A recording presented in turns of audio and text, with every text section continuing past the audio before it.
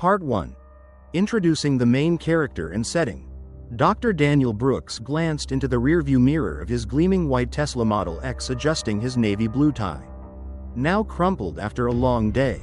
Tonight, March 14, 2025, he'd just left Emory Hospital in Atlanta after a grueling 14-hour shift. The new car smell of the leather interior still lingered, a well-earned reward after 12 relentless years to become one of the city's top heart surgeons. Earlier that day, he'd saved an 8-year-old boy with a failing heart, his hands trembling with adrenaline as he stitched the final sutures. But the mother's smile when she heard her son would made it all worthwhile.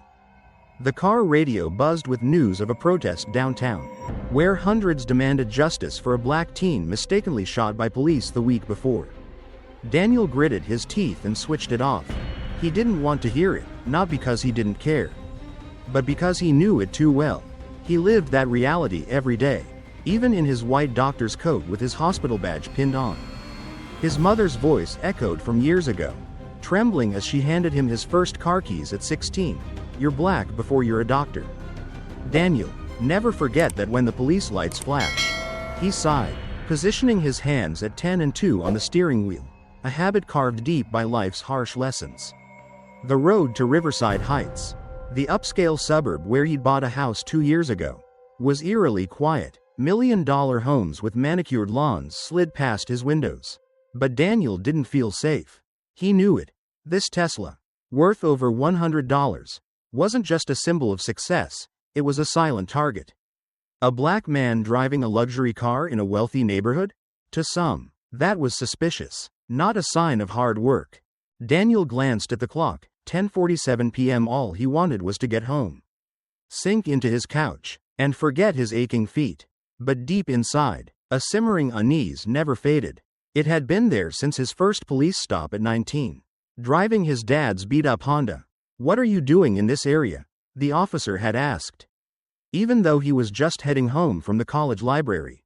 Since then, 12 stops in total, not a single ticket. He wasn't surprised anymore, just tired. As the traffic light turned green, Daniel made a left into his neighborhood, the glow of houses reflecting off his windshield. He had no idea that in a few seconds, everything would shift, that tonight, he'd face a challenge threatening not just his life, but exposing a truth America often tried to bury. Part 2. The initial encounter with the police. Daniel hadn't made it past 2 blocks when red and blue lights flared in his rearview mirror. His heart slammed against his chest, like a shot of adrenaline had just hit his veins. He eased on the brake, pulling over to the curb, hands gripping the wheel tight at 10 and 2. "Stay calm," he told himself, taking a deep breath. He wasn't speeding, hadn't forgotten to signal, hadn't done anything wrong, but he knew well, for a black man like him, a reason wasn't always required. The patrol car door swung open, and a white officer stepped out, his tall frame casting a shadow on the glass under the streetlights. The name tag glinting on his uniform read, R. Tanner. His right hand rested on his holster, his left clutching a flashlight that he aimed straight into Daniel's face, forcing him to squint. No greeting, no explanation, just a harsh bark. "License and registration." Now, Daniel kept his voice steady, measured. "Yes, sir. I'll get them from the glove compartment." He moved his hand slowly, every motion deliberate, no sudden jerks, no surprises. Like a dance he'd rehearsed dozens of times. He pulled out the registration and license, handing them through the window. Tanner snatched them, scanning the papers with a smirk. "This Tesla's really yours? Who gave you the money for it?" Heat surged to Daniel's head, but he swallowed it down. "I bought it, sir, from Tesla Atlanta, 2 months ago. The paperwork's legit, you can check." His tone stayed even, but inside, he was burning. Tanner sneered, muttering something under his breath, then barked into his shoulder radio, requesting backup. Suspected stolen vehicle, Riverside Heights.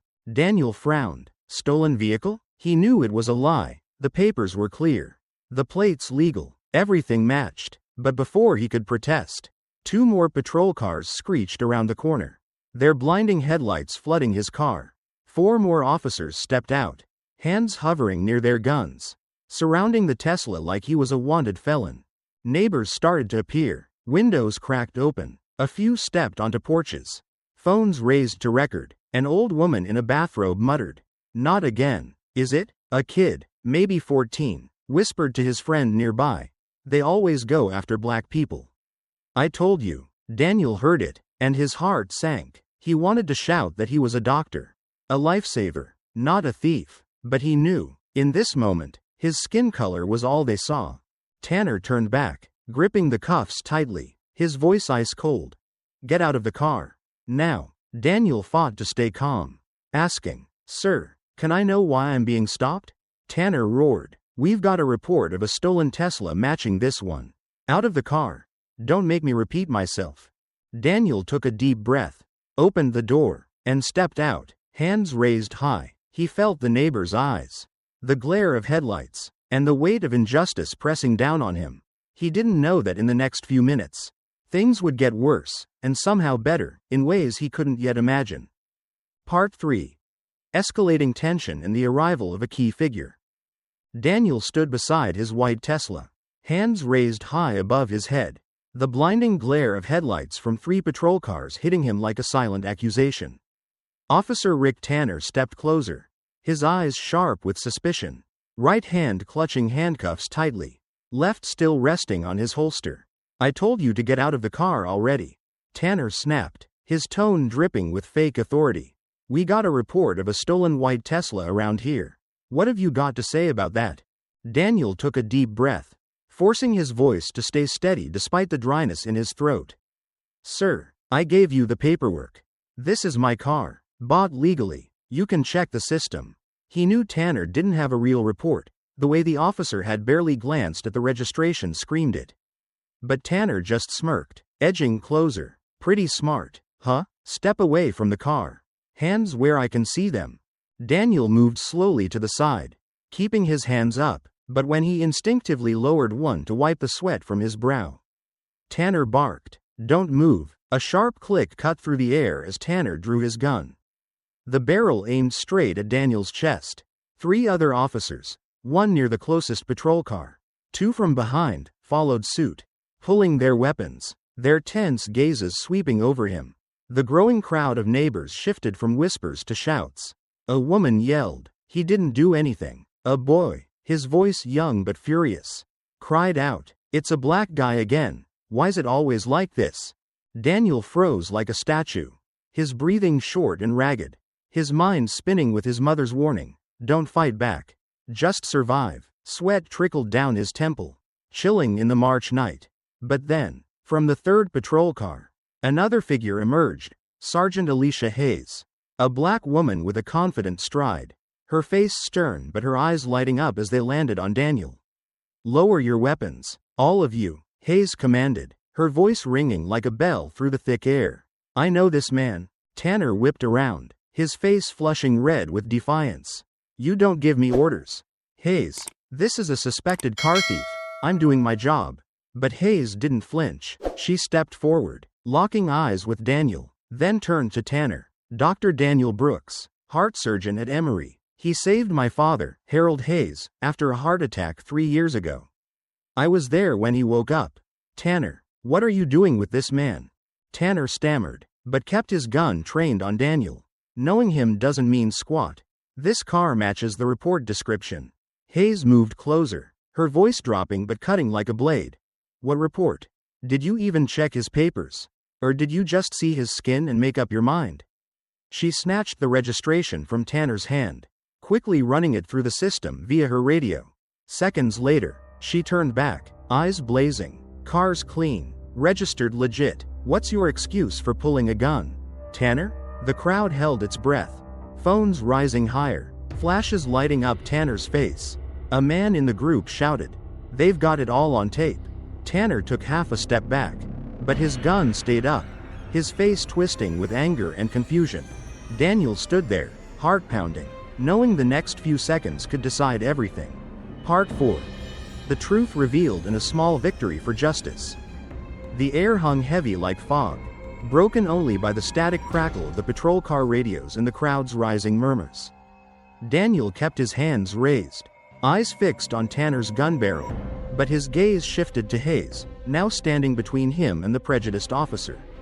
"Answer me, Tanner," Hayes said coldly. "Did you have a real report? Or did you just make it up to stop him?" Tanner growled. "We got a call about a white Tesla. I followed procedure." But Hayes cut him off, raising a hand for silence. She turned to a younger officer standing by the second patrol car, his face betraying unease. "Barker, you checked the radio logs? Any reports of a stolen Tesla in this area tonight?" Barker ducked his head, mumbling, "No, ma'am, I didn't hear anything." The crowd's noise swelled. A woman shouted, "Liar, he's lying." Hayes spun back to Tanner, her stare sharp as a knife. "Where's your body cam? Why don't I see that red light blinking?" Tanner shrugged, his tone curt. "It's busted. Old gear." But Daniel, hands still up, spoke loud and clear. "Busted? How?" "When you checked my papers 5 minutes ago, I saw you turn it off before you got out of your car." The crowd erupted, phones thrust higher, flashes popping like fireworks. An older man yelled, "We've got it all recorded. You're not getting away with this." Hayes stepped forward, her voice low but commanding. "Lower your weapon, Tanner, right now." Tanner hesitated, but as the other two officers, Barker and another, slowly dropped their guns, he had no choice. The pistol dipped, though his eyes still burned with fury. Daniel exhaled, lowering his hands at last. Though they trembled, he looked at Hayes, voice soft. "Thank you. But this isn't the first time. 12 stops in 10 years. No tickets. It's not just him, it's the system that lets him do this." Hayes nodded, her eyes heavy with sorrow. "I know, and I'm sorry I didn't speak up sooner." The crowd kept filming, and within an hour, the phone videos flooded social media. The hashtag justice for Dr. Brooks shot to the top trends. Thousands of comments pouring in. More racism.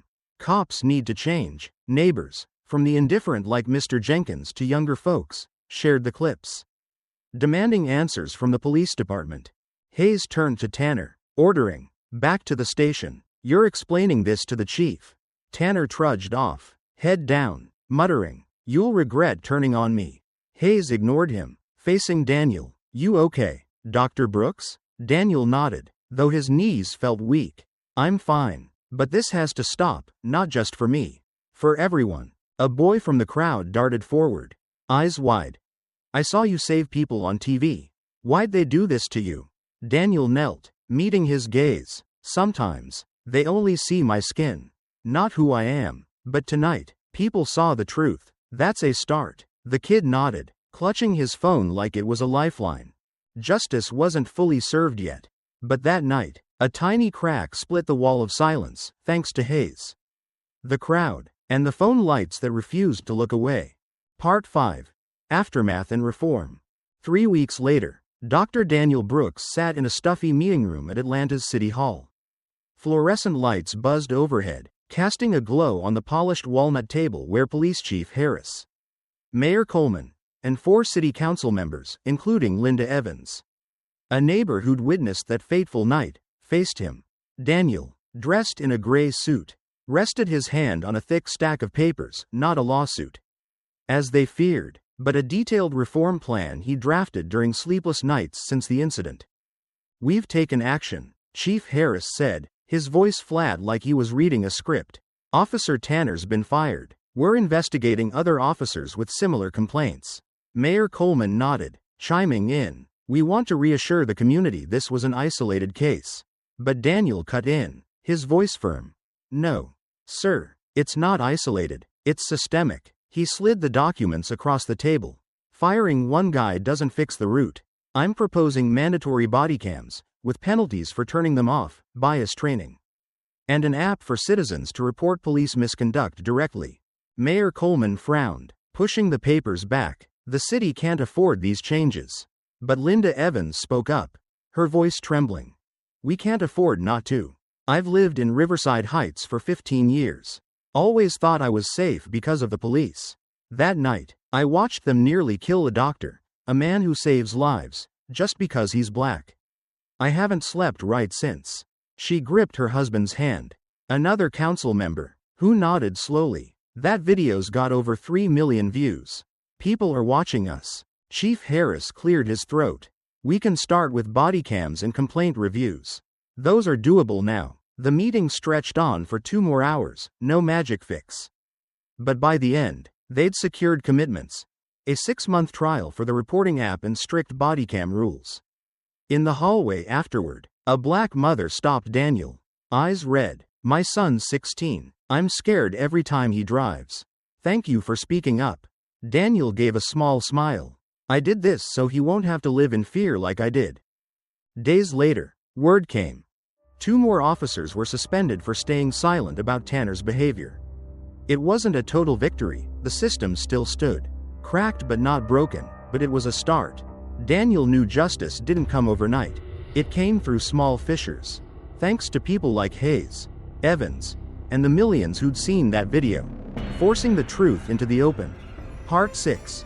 Conclusion and message.